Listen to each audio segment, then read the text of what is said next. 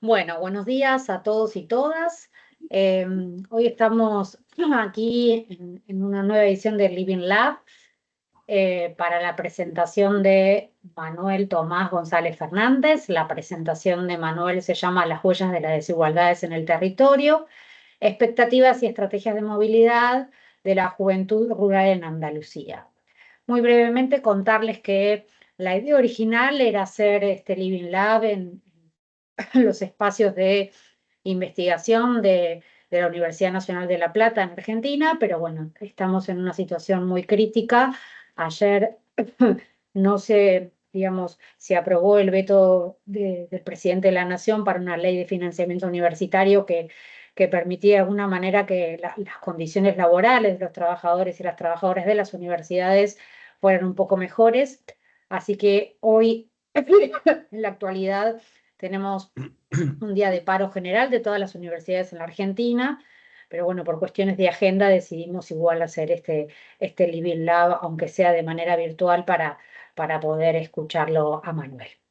Habiendo dicho esto y comentado la lamentable situación que estamos atravesando en Argentina, les voy a presentar a Manuel. Manuel González Fernández es licenciado en Ciencia Política y Sociología por la Universidad Complutense y doctor con premio extraordinario por la Universidad de Distancia, la UNED.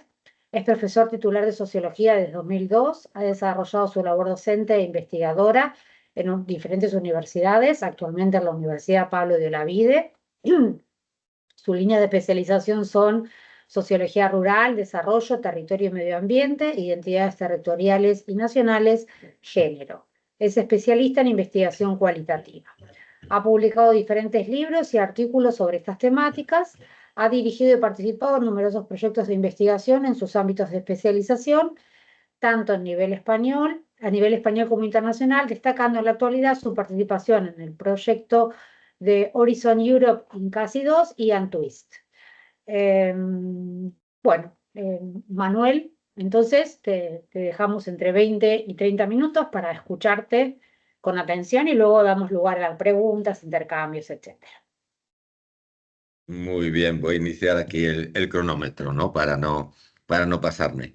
Bien, pues nada, primero agradecerlo, aunque ya lo he hecho varias veces públicamente y hace un momento lo estaba comentando también, pero bueno, agradecer a la Universidad Nacional de La Plata, personificada en este caso, ¿no? En la persona de Leticia, ¿no? A la que le agradezco, como decía hace un rato, ¿no? Toda la amabilidad que ha tenido conmigo, con otras personas de nuestro grupo, de nuestro equipo, ¿no? Y vamos, que ha sido un absoluto placer bueno, pues un punto y seguido, ¿no? Porque seguramente que seguiremos haciendo muchas cosas y en el futuro, ¿no? Por otro lado, también eso, mostrar, como les decía, hoy ha sido como decía Leticia, ¿no? Hoy estamos en una situación muy particular aquí en la Argentina, con la que nos solidarizamos absolutamente. La semana pasada tuvimos la oportunidad de estar en la marcha en defensa de la universidad, ¿no? Y que nos recuerda, quizás con diferencias y variantes, también una situación que nosotros vivimos a partir del año 2011 en España, ¿no? Que también fue una situación muy complicada. Y un elemento para la reflexión, ¿no? De cómo las universidades se convierten muchas veces en chivos expiatorios, ¿no? Ante estas lógicas neoliberales, ¿no? De que porque hacemos todo mal, que somos los vividores, etcétera. Y quizás no sé si deberíamos dar todavía una respuesta más contundente a estas cuestiones. Bien, yo les voy a contar un tema, ¿no? Que, bueno, digamos, reflexioné en su momento, ¿no? Sobre qué traer y qué tratar aquí, ¿no? Pensando en las líneas, en el eje, podríamos decir, ¿no? Nuclear del proyecto Incasi. Y después de darle vueltas, digo, bueno, pues que en realidad la línea principal de trabajos y de proyectos que estamos realizando en los últimos años, una buena parte de los cuales, pues digamos, yo soy el investigador principal de los mismos, ¿no? Pues digamos, quizás salvando la cuestión longitudinal, pero encajaría perfectamente, ¿no? En esa línea nuclear, ¿no? Pues esta idea de la desigualdad, esta idea bueno, eso, ¿no? De grupos sociales, en este caso la juventud, ¿no? que es ya, como planteaba también Leticia, ¿no? Unas líneas principales en las que trabajo, sino ahora mismo ya digo la principal.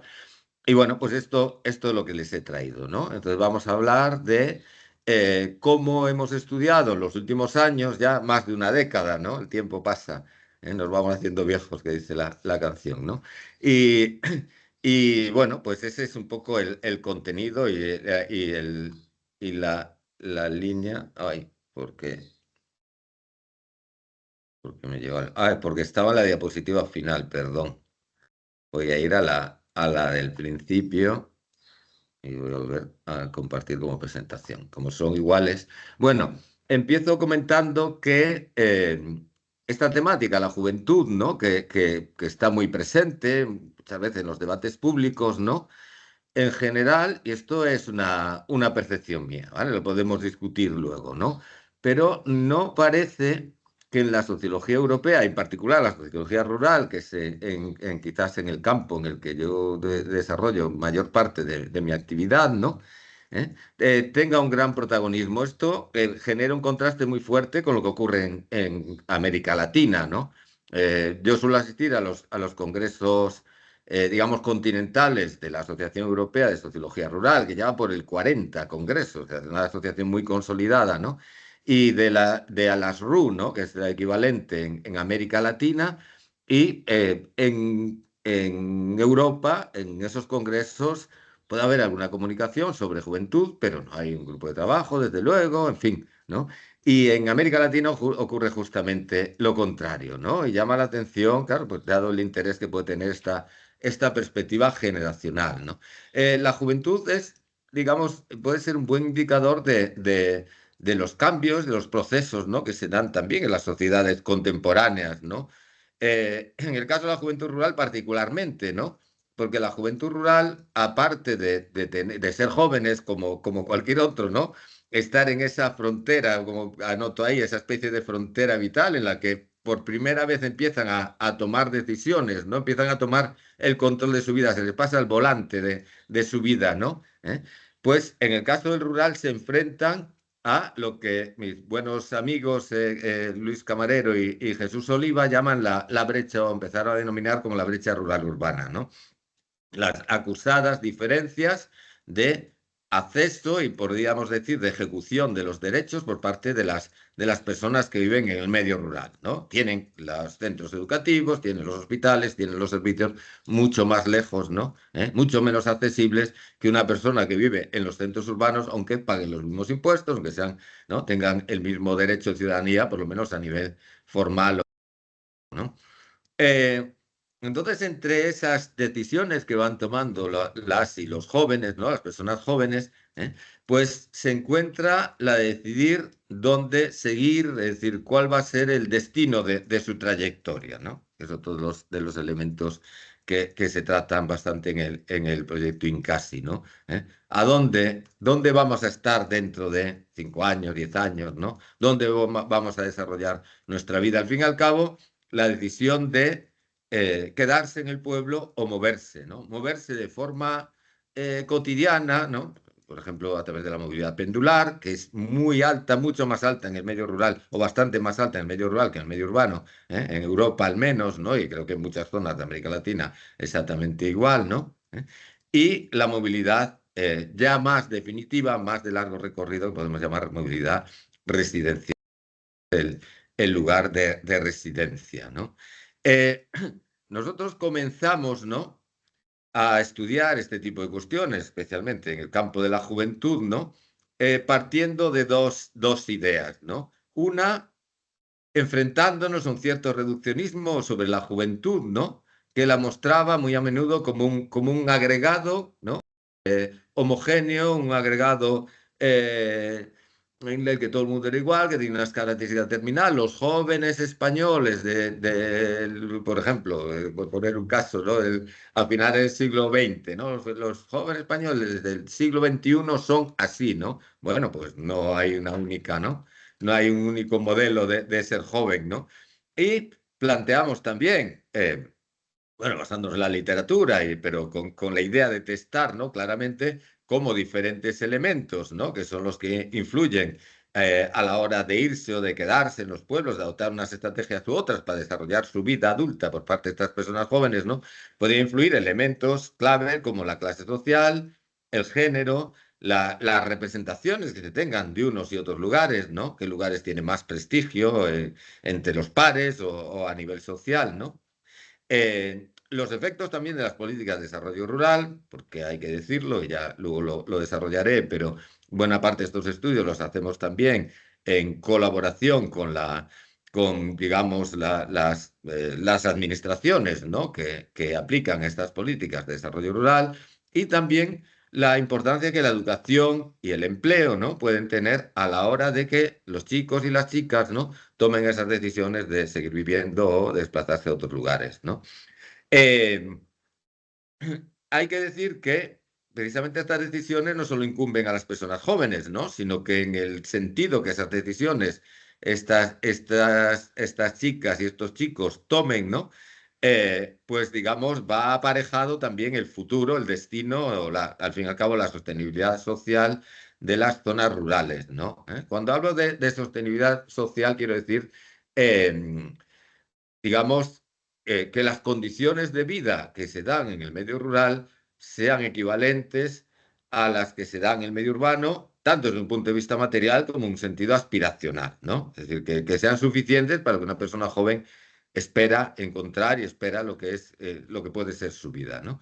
Bueno, hay que decir que a pesar de ese lamento que hacía al principio, ¿no? De que este tema no está quizás suficientemente estudiado en la sociología europea y en particular en la sociología rural, que es la que conozco más a fondo, sí es verdad que hay trabajos muy interesantes, ¿no?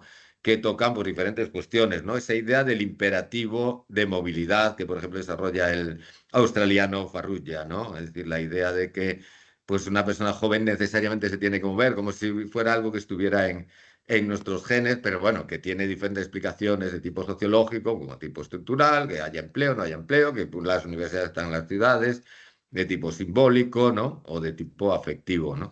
También la importancia de las características, claro, del territorio donde se vive y del territorio al que se quiere ir, ¿no? Lo mismo ocurre con uno de los ejes de los estudios que hemos realizado, ¿no? Con la educación, ¿no? La educación tiene ese carácter ambivalente, ¿no? Forma a las personas, las hace más cualificadas, digamos, un capital humano, ¿no? Si nos gusta esa terminología, ¿eh? que, que con mayor potencial, ¿no? Estamos hablando de personas jóvenes del medio rural, pero eso mismo las empuja muchas veces a irse, ¿no? O que solo puedan desarrollar ese potencial fuera de las zonas rurales, especialmente las más pequeñas y más aisladas, las más vulnerables, ¿no? El, también, ¿no? Pues otros aspectos de tipo institucional relacionadas con los centros educativos, con la cuestión del capital cultural o el capital social y cómo se rentabiliza en estos ámbitos educativos, la cuestión del género como una cuestión clave y transversal y además que, no sé si aquí podemos hablar de interseccionalidad, ¿no? Pero que la clase se conjuga con el género y hace que las trayectorias de las mujeres y los hombres, como veremos, sean muy diferentes, ¿no? Es verdad que también en España hay una cierta tradición de estudios de la juventud rural, ¿no? Que podemos agregar nuestros trabajos, da un poco de apuro al lado de nombres como los que aparecen ahí mencionados, pero bueno, ¿no? Que digamos, ya desde los años 80, pues vienen haciendo algunas aportaciones, ya digo, no son muy numerosas, pero que ahí están, ¿no? Eh, Voy a hacer una pequeña semblanza, ¿no? de cuáles son las características básicas muy rápidamente del medio rural español, eh, que para empezar es muy diverso, ¿no? Eso es lo primero que hay que decir, ¿no? Hay zonas en las que solo quedan núcleos muy pequeños de población, extremadamente envejecidos, que están en un proceso prácticamente, por no decir irreversible, ¿no? de despoblación, y hay zonas en las que ocurre absolutamente lo contrario. Y no solo zonas periurbanas, que también, sino también a veces zonas porque son atractivas desde el punto de vista turístico, cultural o lo que sea, y que están atrayendo población o incluso por desarrollar actividades económicas, ¿no?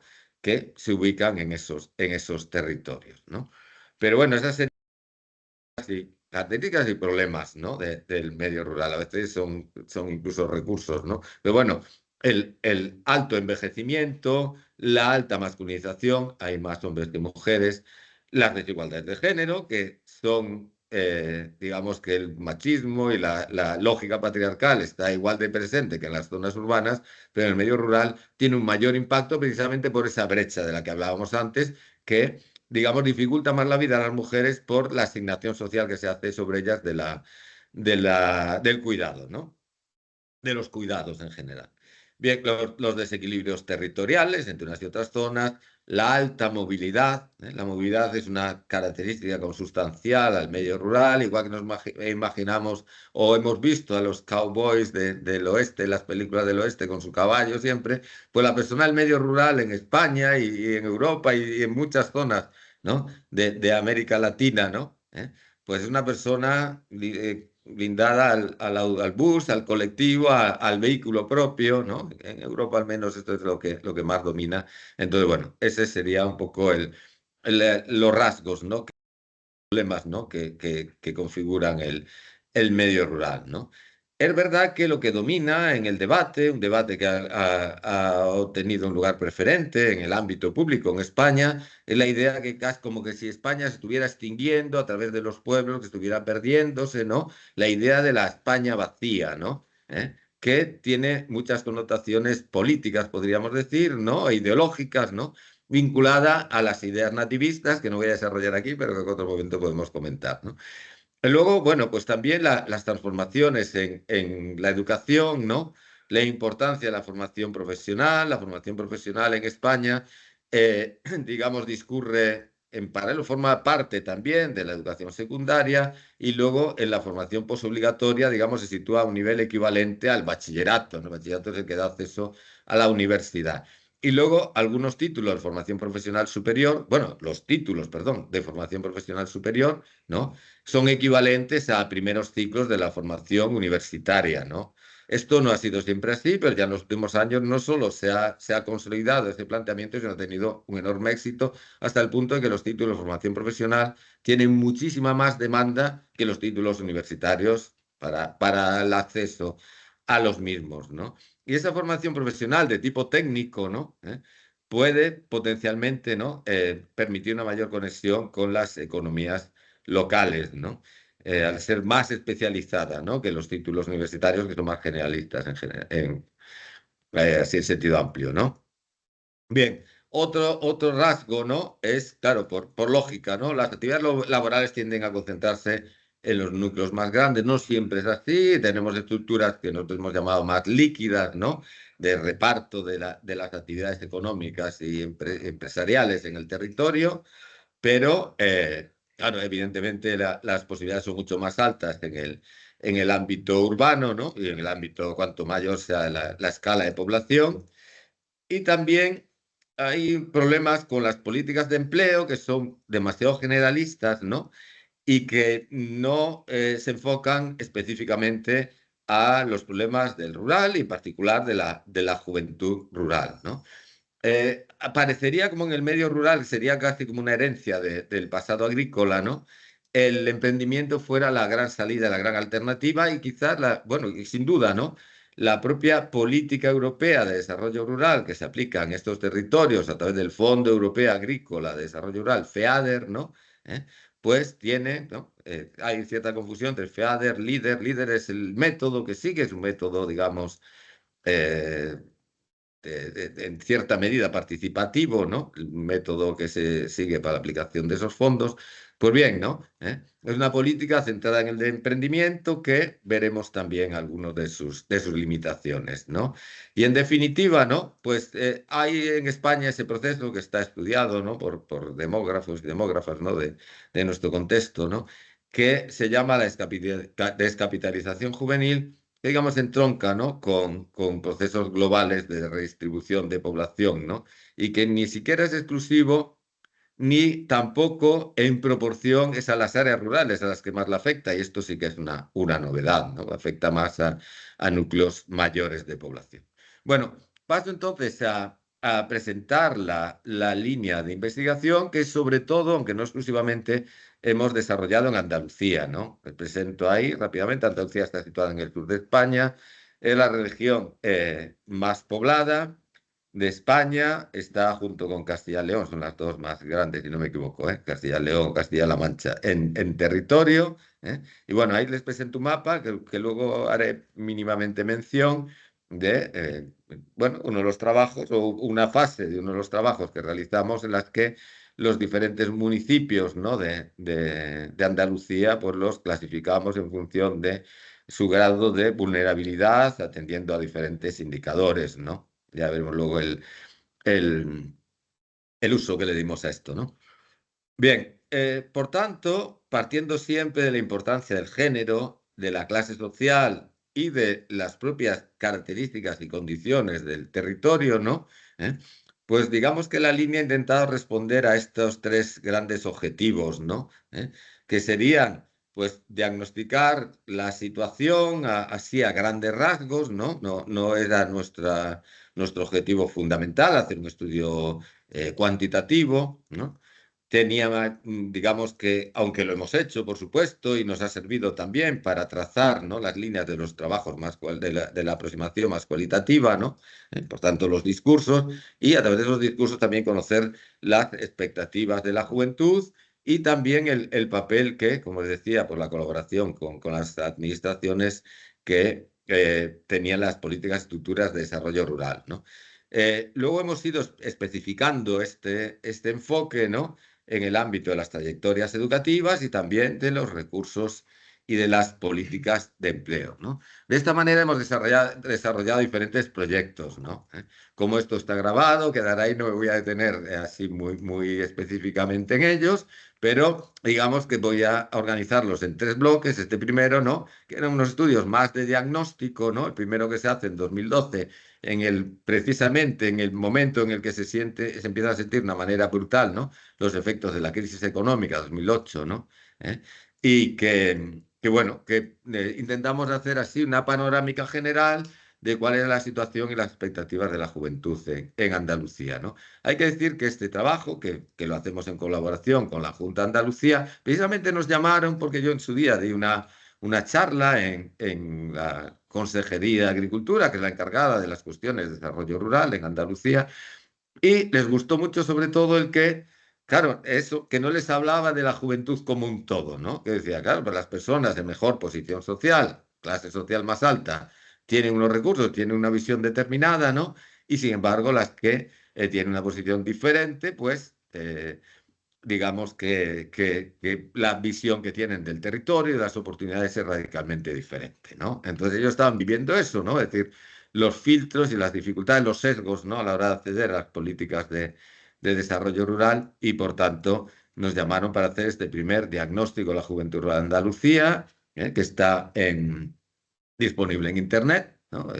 Pues, se pone esas palabras, se accede a él y que realizamos un índice para bueno, clasificar la situación del territorio y realizamos diferentes grupos focales, ¿no?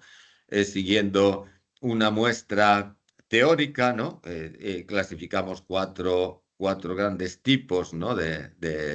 digamos, a escala territorial y a partir de ahí, ¿no? Establecimos diferentes grupos en función de la situación social, el género y la edad, ¿no? Y desde luego, lo que más llamaba la atención era el enorme contraste entre los discursos, las expectativas, ¿no? de las personas en función de la clase, sobre todo, pero también, por supuesto, del género, ¿no? Y cómo la clase podía trascender las diferencias territoriales. Tú podías vivir en el municipio más alejado, con peor comunicación de Andalucía, pero si era una persona con recursos, una persona con cualificación que había desarrollado, joven, siempre hablando de esto, ¿no? Que tenía su vehículo propio, que podía ir a la playa, que la playa estaba a hora y media y tal, pues decía, bueno, yo vivo aquí, pero estoy cerca de todo, ¿no? Si tú vivías en una ruralidad periurbana, por ejemplo, como uno de los grupos que realizamos, de las afueras de Málaga, que es la segunda gran ciudad de Andalucía, pues el autobús, los horarios del autobús, el dinero para pagar el boleto, ¿no? Pues todo eso, ¿no? Hacía que vivieras tan cerca y al mismo tiempo tan lejos, ¿no?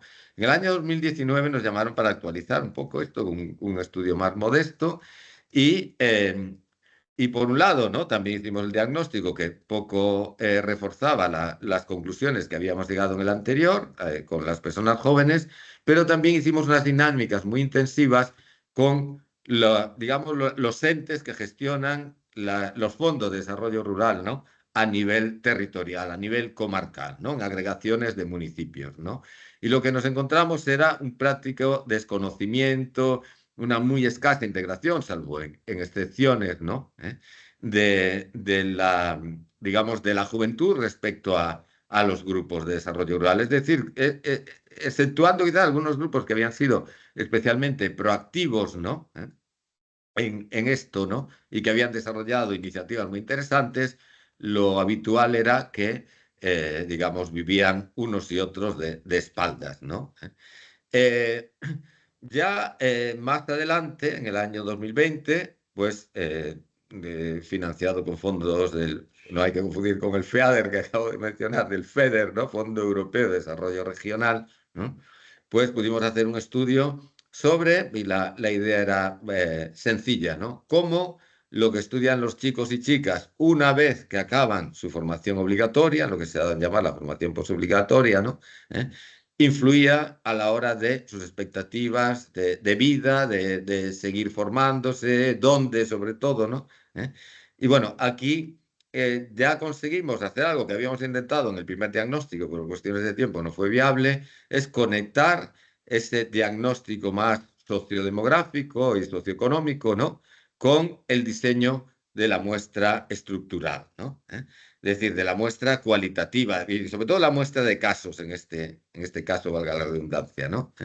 Diseñamos un índice sintético de desarrollo rural que nos clasificó los diferentes municipios y en aquellos establecimos tres niveles, tres categorías, en aquellos con mayor y con menor nivel de desarrollo y de peores situaciones para la juventud, ¿no?